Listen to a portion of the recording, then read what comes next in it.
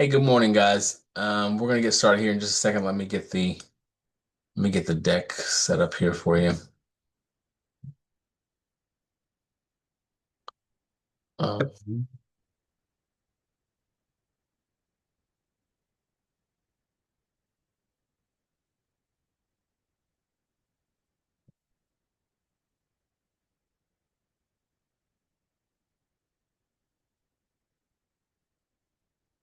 all right. So, good morning, everybody. I am Bobby Harris. Some technical difficulties. I'm Bobby Harris. Welcome to the Summative One, Competency One team meeting. If you are in Formative Two, you're in the wrong team meeting. But Summative One team meeting. On behalf of Becca and Keith, welcome. We'll also welcome our new team member, Eugene. Today, we're going to be talking, to welcome Eugene, we're going to be talking about our team structure, just to review who we are, what we do, and how we work.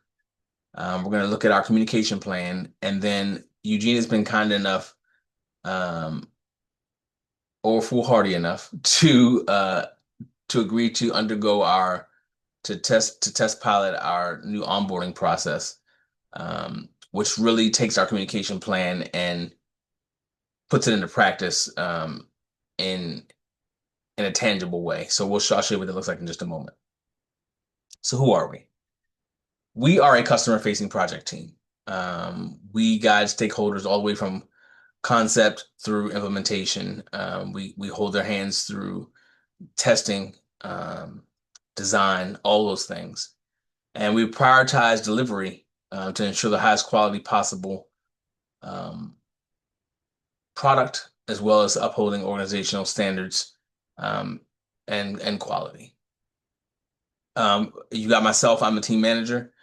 Keith and Becca are my assistant managers.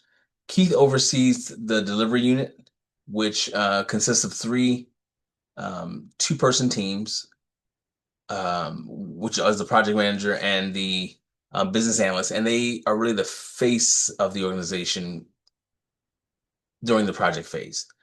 You got Becca, who oversees the development team, and then the standards team. They fall directly under me, just to ensure that we have quality standards established and a baseline level of performance that we adhere to. So let's talk about what each of these units does. So the stakeholders, they drive the project. They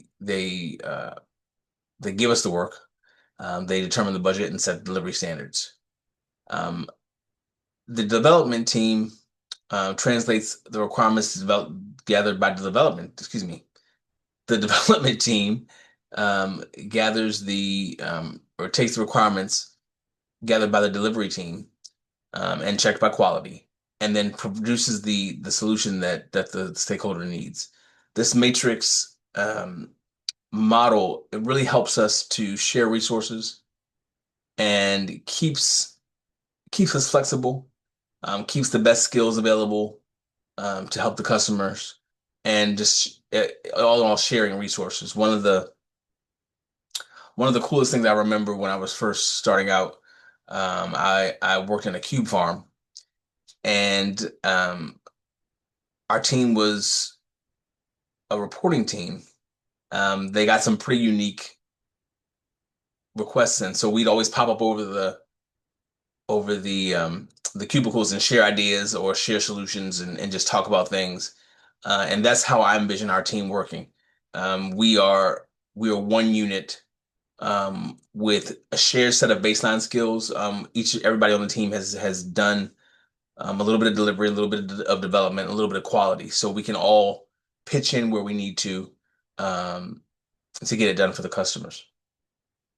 How we work. So this looks confusing, but at the heart of it is delivery. Um, in essence, everything we do is delivery. It's just that the delivery teams drive the effort and then keep the work on track and interact with the stakeholders. Becca, Keith, and myself, we are really here to provide support to you as you do what you do. So that you shouldn't have anybody beating on your doors, yelling at you, uh, or just bogging you down with extra stuff that doesn't impact the customer in a beneficial way. So in between delivery and development, you see QA, and QA seems to get a lot of that work. The reason for that is we need to make sure that we're efficient within the team and working efficiently the stakeholders. So as the delivery team creates the requirements, they'll pass those through the QA gatekeeper who reviews the documentation, make sure it's complete, make sure they are checking the blocks on all the questions that development might have, to make sure that they don't have to ask those questions. They can just take the document and run with it.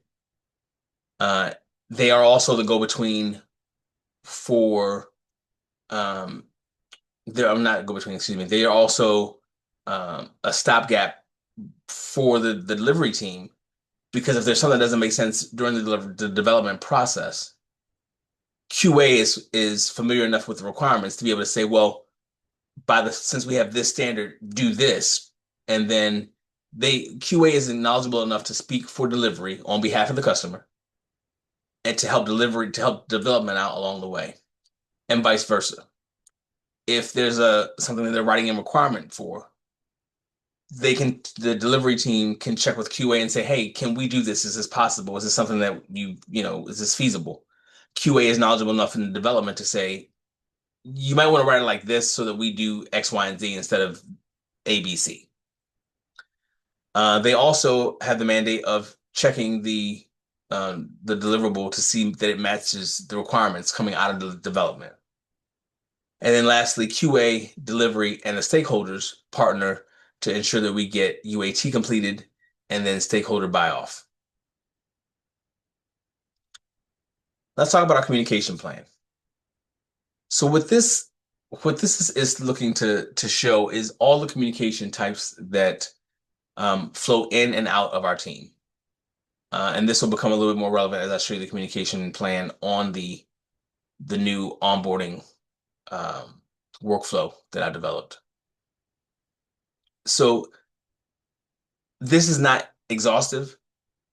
It just looks to categorize most of the communications that we might have, whether that be standardized training, CBTs, one-on-one evaluations, whatever it may be.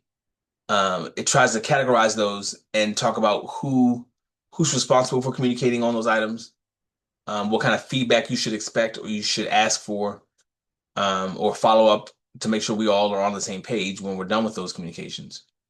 Um, and a frequency, a recommended frequency on when we should do that communication. So as we overlay that onto the onboarding process, and let me back up a little bit. So, I'll already back up. So let me back up a bit. So the new onboarding process will be a 60-day cycle. We work with HR to ensure that we only are bringing in talent from within the organization, and that ensures that we keep institutional knowledge in-house. We're seeking the best of the best to make sure that we can deliver the best of the best. And so the onboarding process does not have to be a long process from selection, from the start of recruitment to the end of the onboarding process. It should be very short because organizational knowledge is already there. You're familiar with the organization, you're familiar with the stakeholders, with the job. You have the skill set to do each of the jobs already. They're just standards and things that you need to be aware of for the team, and processes within the team that we would be bringing you up to speed on within the 30 days from the time you start, to the end of the onboarding process. So, for example, let's take this team meeting. So let's say we're at around day 40 of the onboarding process. I'm probably going to send out an email saying, hey guys, team meeting on Tuesday at 3 p.m. You guys may have some questions or concerns or just logistics questions or whatever it may be. So you've got directive as a number two, informative as number three, and then the actual team meeting as number seven.